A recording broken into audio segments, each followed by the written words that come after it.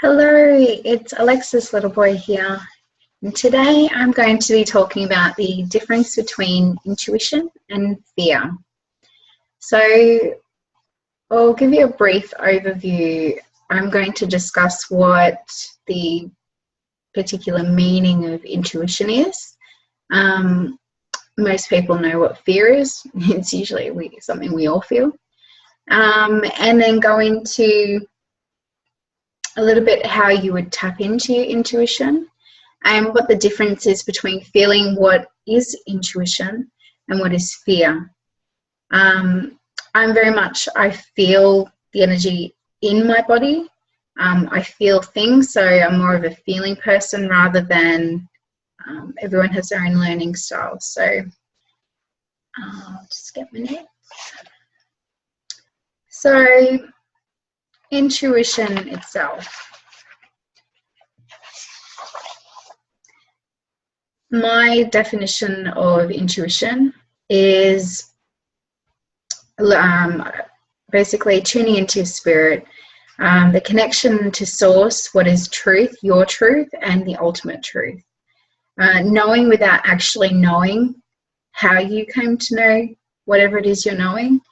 And for me, it's a feeling, it's that inner knowing within myself and knowing that something is just either right or not right for me. It's part of your unconscious that can be accessed when we remember that we're an active participant in our lives and that this is a gift we all have access to. It's not something that just special people have or, you're born with it. Everybody's born with it. And most times through childhood, we're programmed and conditioned to not listen to that little voice that is guiding us. So a little bit about the process, how you could tune into your intuition. If this is something that is not, that you're aware of all the time, that you're unconscious of, rather than being conscious and present in your life, first, I would suggest is just being really quiet. Have some quiet time, find some space, and breathe. Lots of breathing. When you breathe, you can't go into fear. Fear contracts and holds you in place, and you don't want to move. It can paralyze and immobilize you. When you breathe, breathing is energy and movement and flow and rhythm. It is so much more.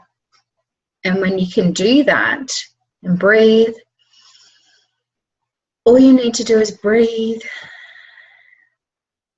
and get quiet, and then you can start actually listening to your own thoughts and feelings and what your body's telling you. A lot of times we do go unconscious because we're so busy rushing around and trying to get to this place or do that, or we have schedules and got to be organized, and we forget to actually tune in and go, hang on a sec, do I really need to do that at this second? Do I really need to do that, or can I go put my feet in the grass?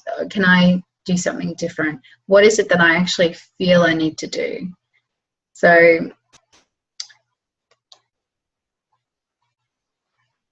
going within, really listening to your body.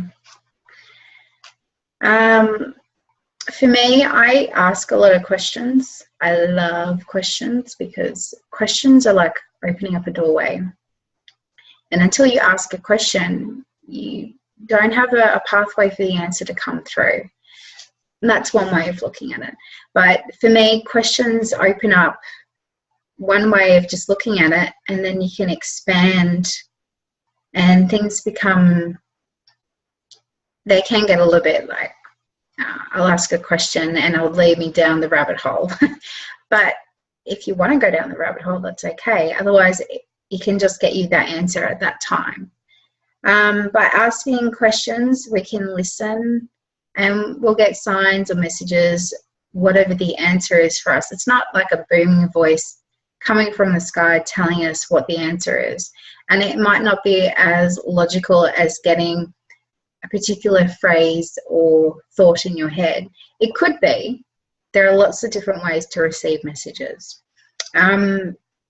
So when we ask questions, it opens up a pathway for us to see, feel, hear the answers, or whatever other form that we are open to receiving.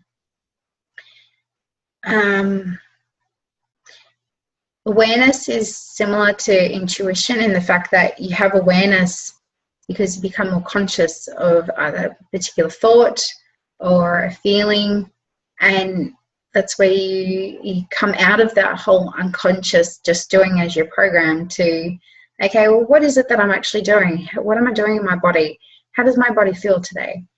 And you can just having that, you know, asking the question and having the awareness and seeing what's actually available and noticing those messages. So the signs could be, you know, if you like numbers, I love angel numbers, or I just call them that. But, you know, 222, 555, 333, or a particular sequence, 1, 2, 3, 4. And it's what it means to you. It's not necessarily what everyone else is telling you it is. So when you do get these signs or messages, it's about interpreting your way, not what the internet's telling you or somebody down the street is telling you.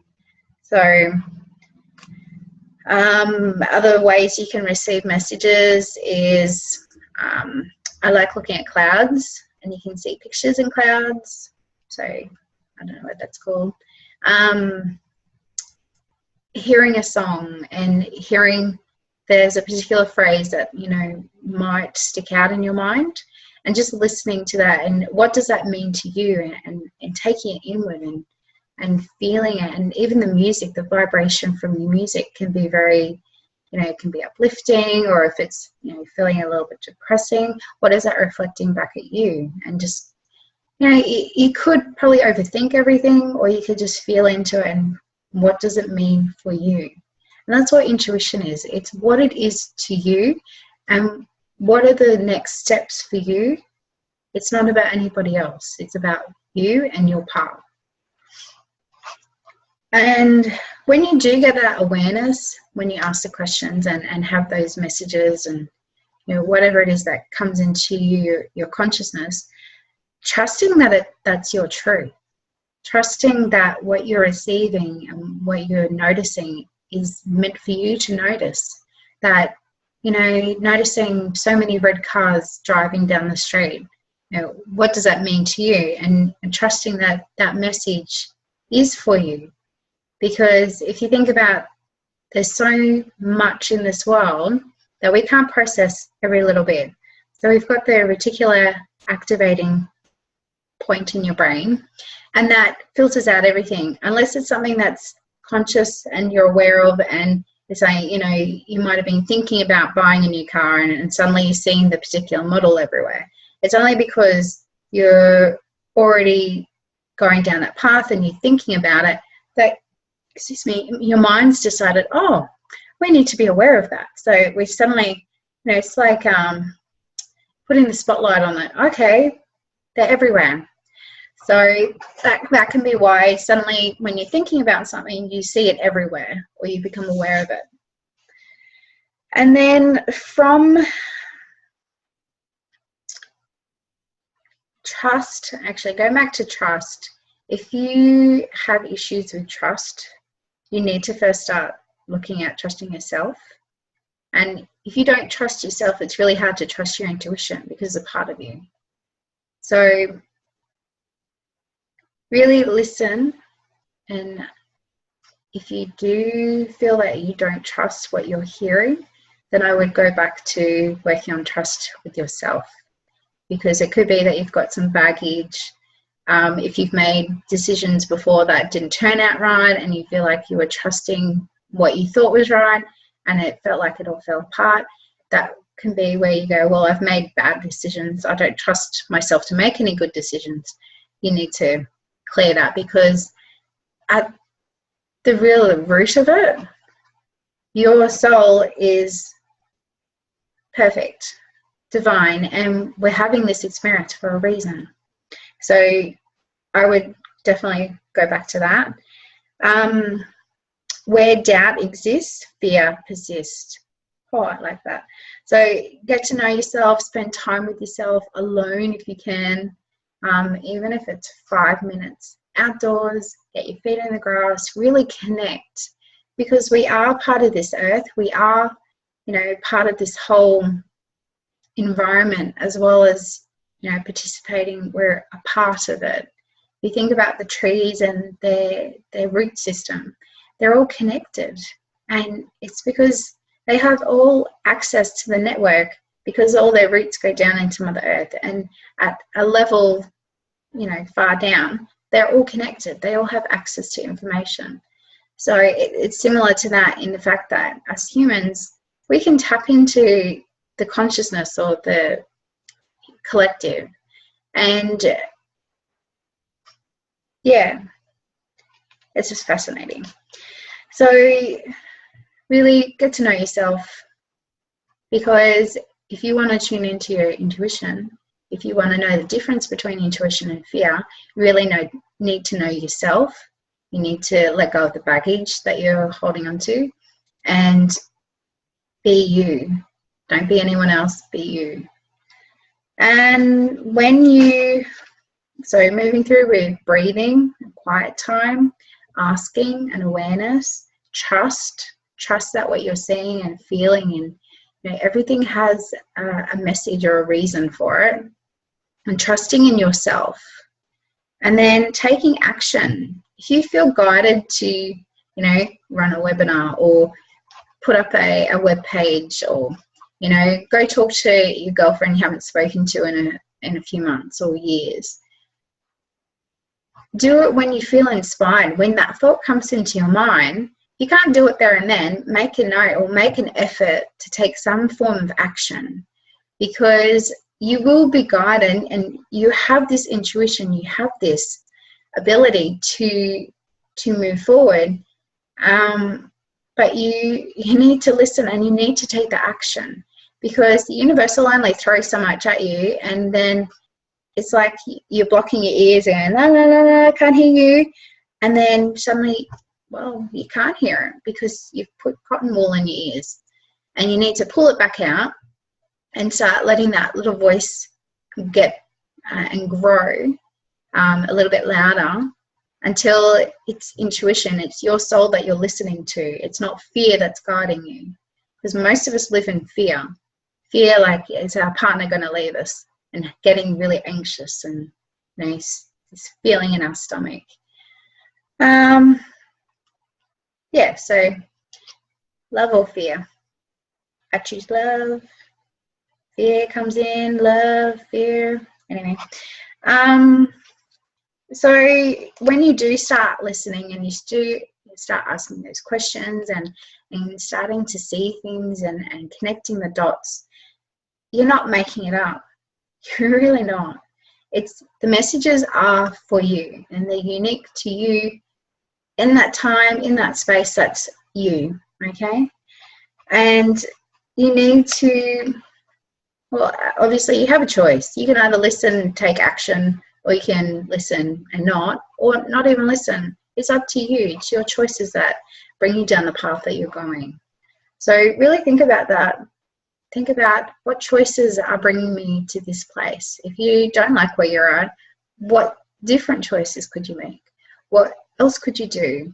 Because if we're doing the same shit every day, then we're going to end up in the same place. So maybe we need to do something different. And I'm saying that for myself too.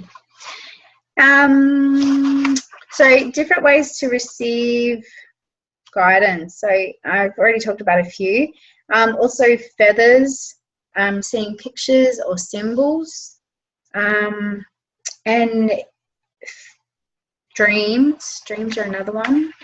If you hear part of someone's conversation and there's something in it that just kind of clicks for you, and it might make a lot of sense, or it might spark an idea, and just, even journaling, writing, how your day was, and then how you're feeling, and then whatever else needs to come out, and being able to express yourself. because when you can express yourself, you can allow more creativity and you can allow more space for other things to come in. And you empty your mind of all the garbage that's sitting in there. Well, it's not garbage, but it could just be a lot of clutter. And when you write it, it flows out and allows space for more to come in. And that's one way of doing it. If you don't like writing, because some people don't, and I don't get it, but that's just me, you can paint, you can draw, you can do something creative, express yourself, sing, dance, movement, something that expresses what's sitting within you. If you're feeling anger, going and punching a pillow, but not your partner's pillow, I've been told, because apparently that's not good.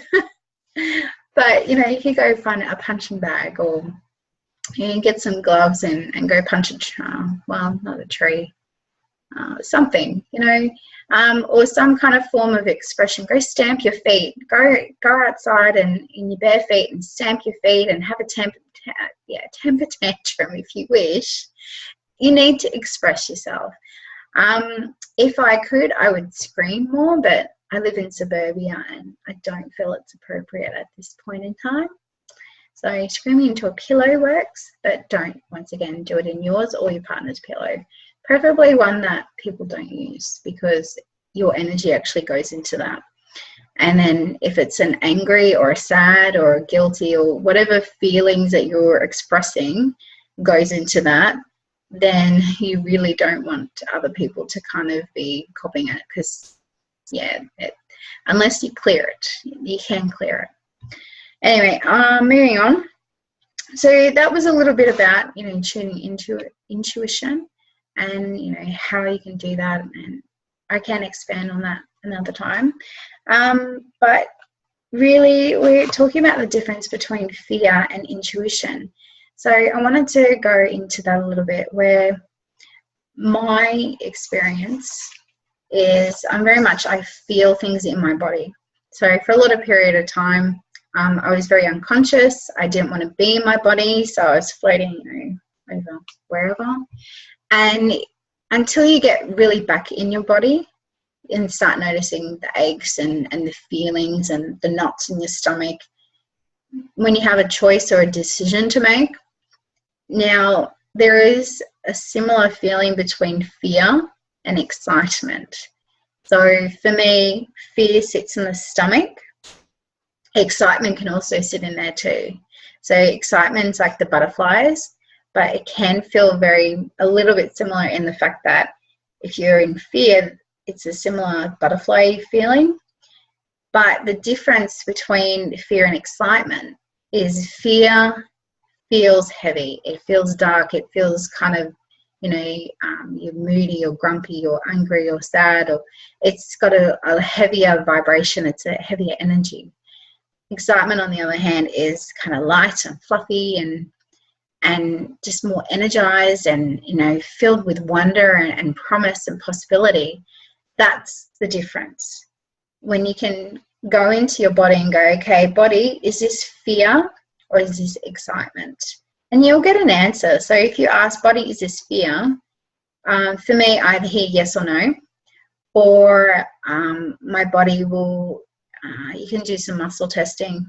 And a very, very simple way that I do it is standing up straight and, you know, hands down, and allowing your body to lean. So you either think or ask a question, and then you allow your body to move whichever way it needs to. So for me, yes is a forward motion and no is for moving back. So my idea is that when it's yes, I want to go towards it. It's something that I desire, and it's, you know, it's something I want to be near. If it's no, I want to move away from it. I don't want to have anything to do with it. It's get away from me. Just, yeah. That's my way of doing it. There are many, many ways. So you need to find what works for you. But when you do, you know, people have these gut instincts, or, you know, they want to lead with their heart, but this feeling in their body is like, ugh. If you feel like it contracting, you need to ask, is this because I'm fearing this movement? Is there fear? Because intuition and fear, you can still have fear in moving forward if your intuition is guiding you forward, but it could be that that action will actually move you forward in a way that will change things, and the fear is actually fear of change.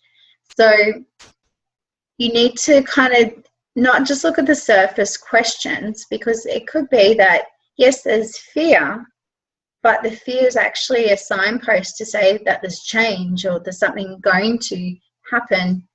And it could be a really good thing, but the fear is like, oh, it's change, I'm scared of change. And most people are.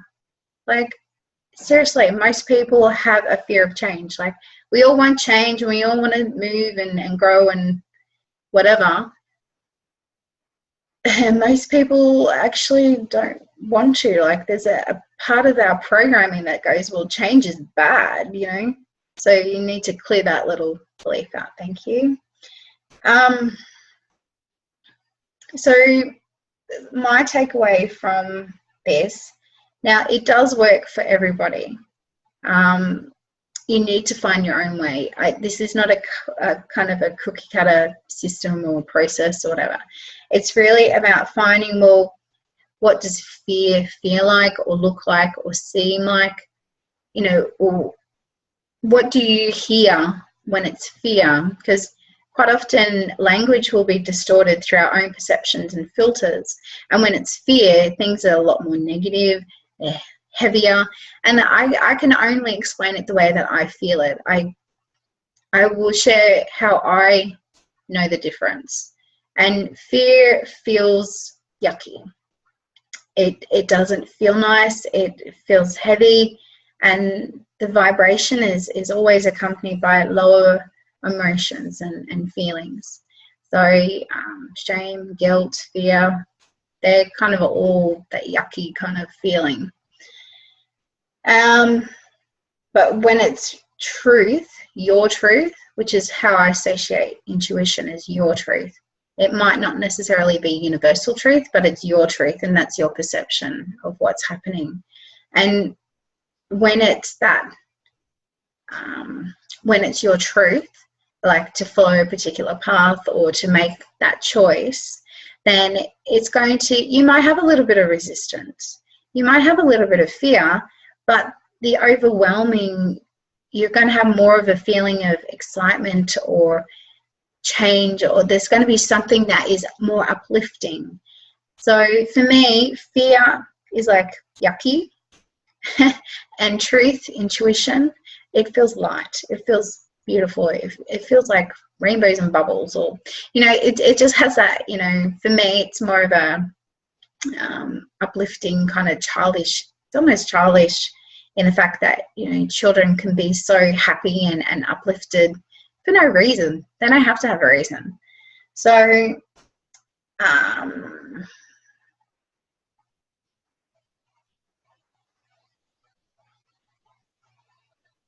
that's basically what I have to say. So if you have any questions, please comment or share them with me so I can always address them at a later stage. Let me know how you go with following the advice I've shared, because not everybody is a feeling kind of person. I am a very emotional creature, so I feel a lot of things, not only emotionally but physically, and that's the only way that I know of how to share what I do. So